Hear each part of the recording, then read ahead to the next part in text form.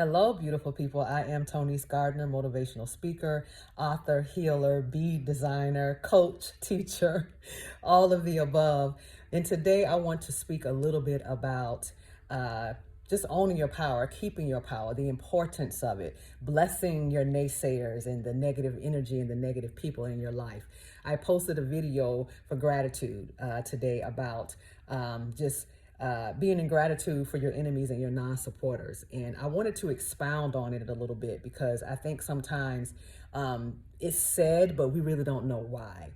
And I'm just going to break it down from my perspective and my point of view. And I'm knowing that it's something that is taken an account when you think about it, and it gives you a certain awareness or a revelation on certain things. That's what I'm knowing, and I'm speaking.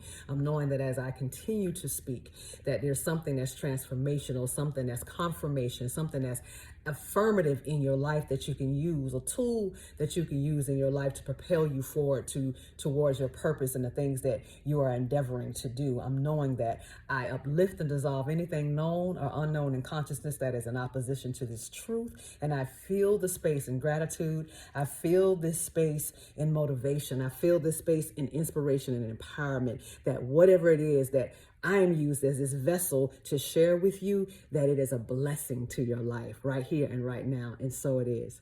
So getting back to keeping your power and how you use negative energy and negative people.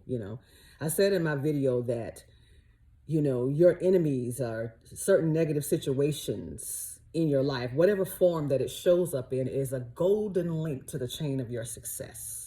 Okay, because what we have to realize is that a lot of times we may experience that type of adversity because we have given too much of our power away. We have shared too much. We talk too much. Okay, and I think we have to remember that when something is in a conceptualization stage, when you get a download from spirit, when you get that download of inspiration that comes forth for you, it's for you. It's not for nobody else.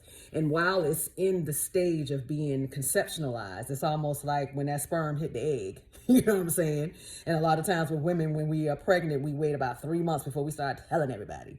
We have to kind of keep that rule of thumb, And like Beyonce said, check my technique, but you would never know the technique. You know what I'm saying? Because what's for you is for you. So we have to be cognizant of what we share, even to people who we really deem very close to us, because it's not necessarily the people, you guys. It's really not the people sometimes.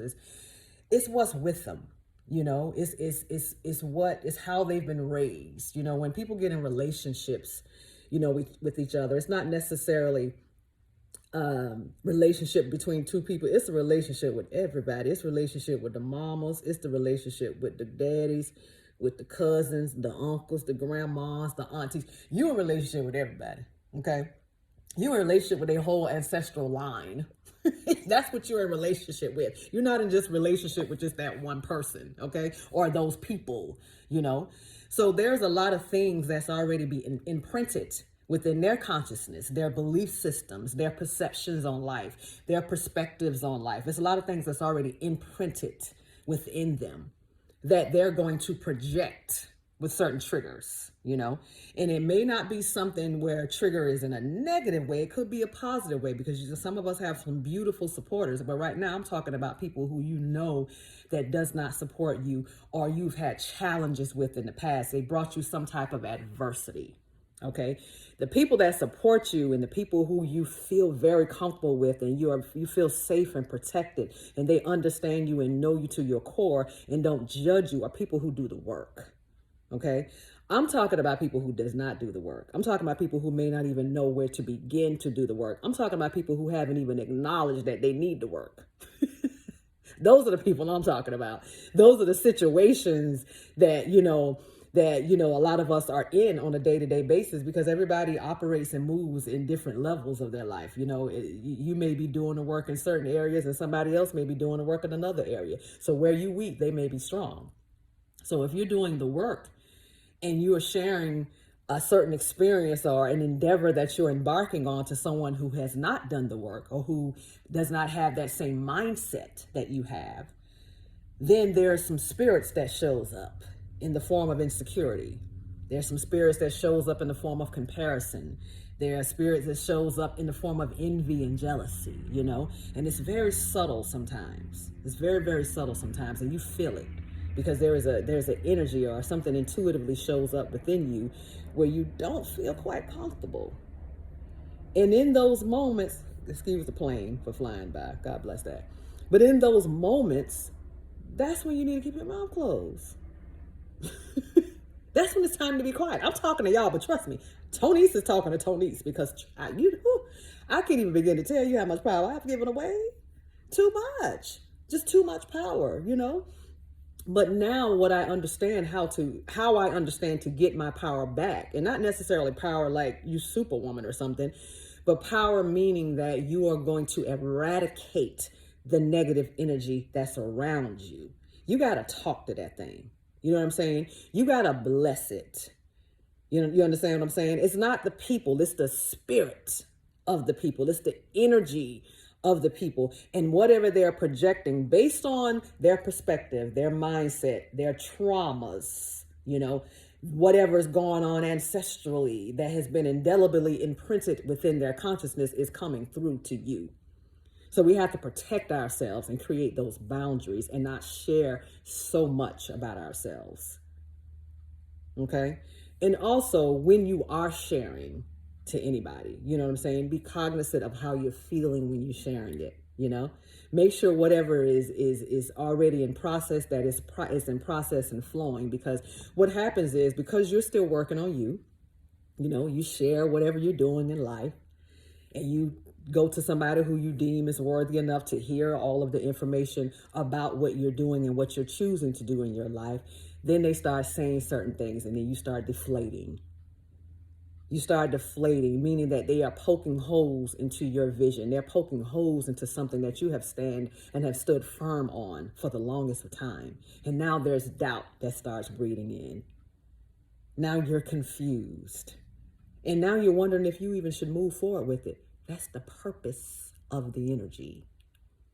That is the purpose, is to knock you off your game. That is the purpose, to make you doubt who you are. That is the purpose. So we have to be mindful of how much we share. We have to be mindful of what we're doing and creating those boundaries for ourselves, protecting our peace, protecting, you know, whatever, you know, God has placed in our wombs, you know, or in our hearts to do, or in our minds to do. We have to be cognizant of that in order for us to continue to move forward. And also, you know, when you're doing your work, there is a level of maturity that you can't even understand. Okay? So when you are around individuals who may not be doing the similar things or the same things that you're doing, you know how to operate and move within that energy to where it would not affect you in that way. And if it does knock you off, you know how to get back on, because you understand the tools. You understand the power of prayer. You understand the power of forgiveness. You understand the power of gratitude. You understand the power of affirmation. You're using your tools to work you through those dark nights of the soul. You're using those tools to work you through some of the envy or the hate or the aggravation that you may feel from another individual. You're working on those tools. I know I said envy. That's not what I meant to say, but y'all get what I'm saying. Okay. Those that when you're doing the work, you understand how to rise above it. Like our first lady said, you have to go high, and meaning you have to go higher than the energy that you're feeling. You can't match it. You can't snap back. You understand what I'm saying? You can't give them what they're giving you, because that's their stuff that they have to deal with. You have to continue to move forward because you were told what you were supposed to do. There's a purpose for your life, just like it's a purpose for their lives, but you can't worry about that. You continue to bless them and know that they get into alignment of their purpose as you're moving forward in yours.